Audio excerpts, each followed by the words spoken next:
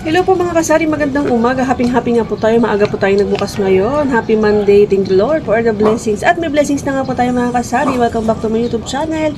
At nakabenta na nga po tayo. May benamano na po tayo. Ang benta nga po natin ay 2 cup noodles at isang kahang sigarilyo. Ayan, happy po tayo. Ayan po ang ating intro ng ating video. Excited po ako i-share sa inyo mga guys. At buti nga po at umabot po yung ating panukle sa 1,000 ni Kuyang customer. Thank you so much po. Thank you Lord for the blessings. Happy po tayo. Nagbukas nga po ko kanina guys mga 5:30 AM. Ayan, dahil pasokan na po ulit at Lunes po ngayon kaya kailangan po maaga tayong gumising para maaga po ang blessings. Ayan po ang ating buena mano. Magandang hapon, ngayon nga po ay Lunes at malakas po ang ulan ngayong araw. Ang oras nga po natin ay 3:50 PM. Ayan, malakas po ang ulan ngayon at talagang tag-ulan na nga po mga kasari. Magandang buhay, magandang araw. Happy Monday everyone! Hello mga kasari! Ayan, magandang hapon. Hapon na po tayo nakapag-video at ang lakas na po ng buhos ng ulan ngayon. So, kamusta po ang lahat? Ayan, for today's video, ang saya nga po natin dahil kaninang umaga nga po ay maaga po ang ating buena mano. Ang buena mano nga po natin kanina ay 2 cup noodles na maliit at isang kahang sigarilyo. Ayan, 1,000 po ang pera ni customer at happy nga po tayo. So, kamusta po ang lahat? Welcome back to my YouTube channel. Kanina nga po ay nakapag-intro na tayo. Ngayon nga po ay hapon na tayo nakapag-video ulit dahil nabisi nga po tayo. Tayo po ay naglaba. Kahit po maulan, tayo po ay naglaba. Tag-ulan na po talaga mga kasari. Ayan, kumusta po mga bintahan ngayon? Ang mga customer nga po ngayon maulan ay meron pa rin po pa isa-isang mga customer na dumadating kahit po maulan. Kaya happy po tayo. Thank you Lord for the blessing. So, kumusta po? Hello po sa lahat. Luzon, Visayas at Mindanao. Sana po ay okay so alright. Love. Ayan, maulan. Update po tayo sa mga nabenta po natin ngayon. Ayan mga kasari, magandang hapon po ulit. At ayan nga po ang ating mga paninda. Thank you Lord for the blessings every day. At meron nga po tayong benta sa araw-araw. Ayan nga po mga kasari na yun na po mga stock natin. Konti na lang po ating cheesecake. 2 na lang siya. Kapag tumila po ang ulan ay pupunta po tayo ng grocery. Yan po, mabili po ang cheesecake ngayon. May dewy donut pa po dito. Ayan pa po ang dewy natin. Skyflakes po. Ayan, 3 na lang po yung skyflakes natin. 8 pesos po ang ating skyflakes. Ayan, mga 8 po ang ating Bravo, Revisco. At ang Hansel nga po, mabili po yung Hansel, yung plain. Meron nga po tayong Hansel na cheese. At ang sigarilyo po, yan po ang binamano natin kanina. Isang kaha po yan. Nabenta natin kanina. At nakabenta rin po tayo ng mga ilang dilata. Yung malaki po nating giniling ay nabili na po kanina. Isa lang po yun. Mamaya po kapag tumila nga pong ulan, tayo po ay pupunta ng grocery. Mamimili po tayo ng konting dilata. Magdadagdag po tayo. Yan po ang mga nabenta natin ngayon. Ayan po tayo itong mga Milo. Ayan, wala pa pong stock ng Nestle Apple sa grocery. At ng mga alaga ko nga po inaandito. Meron pa naman po tayo. Benta po ako kanina ng mga, ayan po, spicy beef na labuyo. Lucky Me. Mamimili po tayo ng Lucky Me spicy. Yan. 3 na lang po kasi. Bibili po tayo ng 5 pandagdag. At syempre, mabili pa rin po always. Syempre, mga sabon, may mga naglaba po rin po kanina. Kaya may mga bumili po ng mga sabon kahit po maulan. Ang itlog, ang egg po natin, mabili po ang egg. Ayan ang egg. Update po tayo sa soft drinks natin. Ayan. Ayan, yan na lang po oh. Yan na lang po ulit. Papadeliver po tayo bukas kapag wala pong ulan, tayo po yung papadeliver bukas. Ano nga po ay tumila po ang ulan bukas. Yan po ang ating mga shampoo. Nakapamili naman po tayo ng shampoo. Meron pa po. Ayan po yung shoulders, konti na lang. So, meron pa po tayo doon mga nakaputol-putol na shampoo. Ayan, makulog. Kumukulog nga po ngayon. Naingay po yung mga dogs. So, ayan po mga kasari, mga chichirya natin. Ito po, tatos, 9 pesos po yan. Ito pong blue, 9 pesos. Ito po nasa ilalim niya ay 14 pesos. Mas mahal po ito. Mas mataas po ang puhunan nito. Isang, ayan, WL Foods. Yung ding-dong na malaki, 25 pesos po tayo. Mga chichirya po natin. Ayan, wala na po tayong mangwan chicken skin. Yun po mabili. Pag bumili po kasi mga customer, mga kasari ng mangwan chicken skin, lagi pong 2. Kaya yung binibili ko lang po ay 4. Ayan, marami pa po tayong mga chichirya malaki.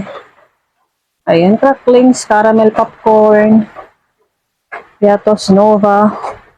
Sa pansit canton, ang nabili po na kanina ay extra hot. Ayan, ilan na lang po yung ating extra hot dito. 3 na lang po yan sa may bandang ilalim.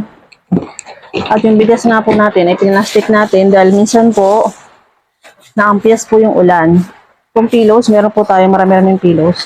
Nabili po ang ating pillows na chocolate. Yun po muna mga update natin mga kasari.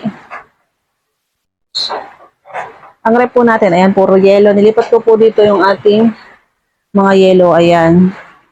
Yun po ang ating ref. May hotdog, may 4 frosty ice pop. Ayan po ang ating ice pop, hotdog na jumbo. Oh. May 1.5. Ayan, meron pa nga pong longganisa dito. Meron din po ako mga soft drinks dito sa taas. Yan lamang po muna mga update natin ng mga haganapan dito sa ating tindahan. Meron pa po pala tayong munggo dito mga kasari. Bumili pa tayo ng munggo. Munggo. Ayan. Naka 1/4 na po ito. Dahil naubos na po yung munggo natin. 1 kilo po yan. Bali 4 na 1/4. 110 po ang 1 kilo. Ayan. At may parcel nga po kanina dumating. Ito po ay para sa aming dog. Nanganak po yung aming dog. Ayan, meron po tayo. Ano po ito? Feeding bottle. Mga kasari, ayan, usapang GCash. Okay ba ang GCash? Okay na okay po ang GCash. Kung meron po kayong GCash account, okay na okay po yan. Sa mga cash in, cash out na transaction. Ngayon po, ang issue po natin sa GCash ay yung aking nga pong GCash ay hindi ko na po siya nagagamit. Last year pa po yan. Simula po na nag-update si GCash, hindi ko na po magamit ang aking GCash account. So ngayon po naglo-load po tayo. Yes po, naglo-load po ako. Ang gamit ko nga po sa paglo-load ay ang Maya or PayMaya. Maya na po ang tawag ngayon sa PayMaya. Ayan, dam po tayo naglo-load sa Maya. Pwede naman po ang cash in sa Maya lang po. Nagka-cash out po ako pwede sa GCash. Iba po yung number, cash out lang po. Kasi hindi po ako makapag-cash in dahil yung cellphone nga po ay hindi po sa atin. Lagi pong ginagamit yun, dinadala. So hanggang cash out po. Basta meron pong screenshot, i-check ko po.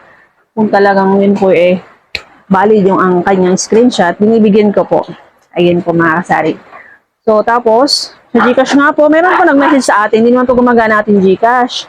So, may nag-message po, sabi po niya, pakibalik daw po yung halagang 500 pesos. Dahil na-wrong set daw po siya. So, ako naman po natatawa ako. Kasi, wala naman po akong GCash account at hindi na nga po gumagana yung aking GCash. So, ayun. So, ang tendency, tawan-tawa nga po ako. Tapos tumatawag siya nung ngulit. So, sabi niya, hello po. Ang bait-bait po ng boses niya. So, tayo po, napaka-busy po natin. Tapos, istorbo po yung mga ganyan. Alam niyo guys, hindi po ako suplada na tao. Pero, yung mga ganyan po na mga scammer, dyan po tayo dyan po ko ilis, dyan po ko nagagalit sa mga ganyan mga taong, mga mahilig man lang ng kapwa, yung mga nang scam. So, yun na nga po, nag-message siya na ibalik ko daw po yung halagang 500. Hindi po siya nakatiis tumawag. Sabi po niya, hello po ma'am, magandang umaga, magandang araw. Pasensya na po sa istorbo. Hello po siya ng hello. Sabi ko, wala ka namang ibang sasabihin, nakakainis. Sabi ko ganun kasi napaka-busy ko nga po kasi marami po akong ginagawa. Tapos, kung ano na po yung pinagsasabi niya na narong send daw po siya. Sabi ko, wala po akong nare-receive at saka wala akong GCash. Sabi ko, kung meron man, ibabalik ko, hindi ko pagkakainteresan yan. Eh di pinatay ko po, blinak ko na yung number. Syempre, alam niyo naman po yung mga scammer, di ba? Yan po, kahit i-block niyo po yung isang number, may tatawag po ulit sa inyo. Siya pa rin yan. Siya pa rin yung boses na yun. Siya pa rin yung taong yun. Iba lang ginamit yung number. Kasi nga po marami silang mga number. Yan po mga scammer guys. Huwag kayong sasagot or magkiklik ng any link na ipadadala nila sa inyo. Maging alert po kayo sa paggamit ng inyong GCash account. Huwag po talaga kayo magkiklik ng any link. Ayan. So, ayun, ang kulit-kulit nga po niya na kesyo ibalik nga daw po. Message siya ng message. Tawag siya ng tawag. Hindi ko na po sinagot. Mga kasari, yung mga relatives ko nga po, yung mga friends ko, bago po sila tumawag sa akin, nag-message ko muna sila kasi alam po nila na ang ugali ko kapag hindi ka po nagpakilala, hindi ko sasagutin yung tawag. Medyo nakakainis po yung gano'n, diba? So, yun na nga po mga kasari, pasensya po, hingi po natin dogs. At ang kulit-kulit nga po niya, hanggang sa naglawa na lang po siya, tumigil na siya. Kaya po mga kasari, maging alert po tayo. Wag po tayo magkiklik ng any link na ipadadala sa atin, lalo na po kung wala naman po tayong ginagawa transaction sa ating GCash, wag po kayo magkiklik ng kahit na ano. huwag na huwag po kayo magkiklik ng kahit na anong link na ipadadala sa inyo kung wala naman po kayong transaction na ginawa sa GCash. Ayan, maging alert po tayo. Ayan, para hindi po maubos yung laman ng inyong mga GCash. Kasi once na mag-click po kayo dyan, mariredirect po kayo sa kanilang system, ay, ma-hack po ang inyong account yan. Kaya huwag na huwag po kayo magkiklik na kahit na anong link na ipadadala sa inyo. Kung may tumawag sa inyo mga kasari, maging alert po kayo. Huwag po kayong basta-basta maniniwala na merong narong send na amount sa inyo na binababalik. Huwag na huwag niyo po agad yung gagawin, lalo na po kung wala naman po kayong nare-receive. Huwag na huwag po kayong mag-entertain ng mga tawag na hindi naman po, hindi niyo kakilala. Maging maingat po tayo, maging maingat po kayo sa pag-entertain sa mga ganyan mga bagay, lalo na nga po tungkol sa GCash, lalo na po sa mga tumatawag na hindi natin kakilala. Kasi marami po talaga nabibiktima ng mga ganyan mga tao mapagsamantala na hindi marunong lumaban ng patas, na alam niyo na, gusto nila easy money, ayaw nila magtrabaho mga kasari. Gusto nila tawag lang sila ng tawag and then nanguuto ng tao, yan. Kaya maging maingat po tayo, maging maingat po kayo. Ayan, gusto ko lang po i-share yung aking naranasan tungkol nga po dyan sa GCash na yan. Para naman po maging alert po tayo, maging alert po kayo at hindi po tayong mabiktima. Ayan. So, yun lang po mga ganap po natin ngayong araw.